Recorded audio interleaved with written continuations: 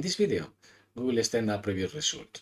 The result related with the symbol error rate that is obtained with a binary constellation of equiprobable symbols in a one-dimensional signal space.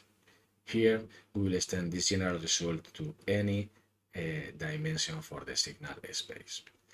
And if we have binary equiprobable symbols and Gaussian noise in a one-dimensional signal space, to obtain the probability of error is relatively simple.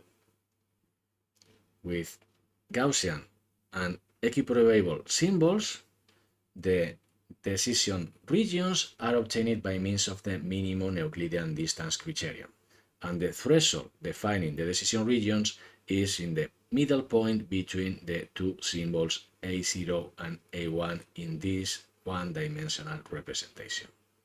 Because of this, the distance of the two symbols with respect to the threshold is the same one, is half of the distance between these two symbols, and the probability of error is just the Q function evaluated at this distance, half of the distance between the two symbols divided by a square root of n0 halves. This is a very well-known result that is easily obtained in a one-dimensional signal space. Here, we will extend this result for spaces of a higher dimension. We will start with a two-dimensional signal space. We'll have equiprobable symbols, two symbols, A0 and A1, with coordinates A0 and 0A respectively. This point here and this point here in this two-dimensional representation. The minimum Euclidean distance criterion says that the decision region of every symbol is just given by the points in this two-dimensional space closer to this symbol than to the other one. Therefore, the decision regions are defined by the line Q0 equal to Q1 in this case. Now, the conditional distributions of the observation given A0 and given A1 are two-dimensional Gaussian distributions with means A0 and A1 respectively.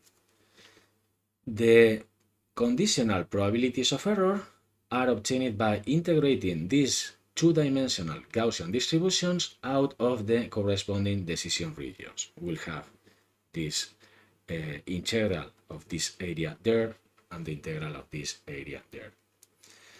It is not possible to have analytical expressions or numerical tables to compute these integrals for two-dimensional Gaussian distributions. However, if we have this constellation here, we can make a change of coordinates to obtain new axes with these new expressions for Q0 prime and Q1 prime, just forcing a rotation of 45 degrees and a shifting of this amount here. It's straightforward to see that the new axes Q0 prime and Q1 prime are those ones, and the important question here is that one of the axes goes through the two symbols A0 and A1. In this case, we have these new coordinates in the new reference system, Q0 prime and Q1 prime. It is necessary to remark that now the coordinate of both symbols in the second dimension is 0. And in this case, it is possible to discard the second coordinate, the second axis. And we have an equivalent one-dimensional system in this case by removing the second dimension after having an axis going through the two symbols A0 and A1. And now we can apply the general result.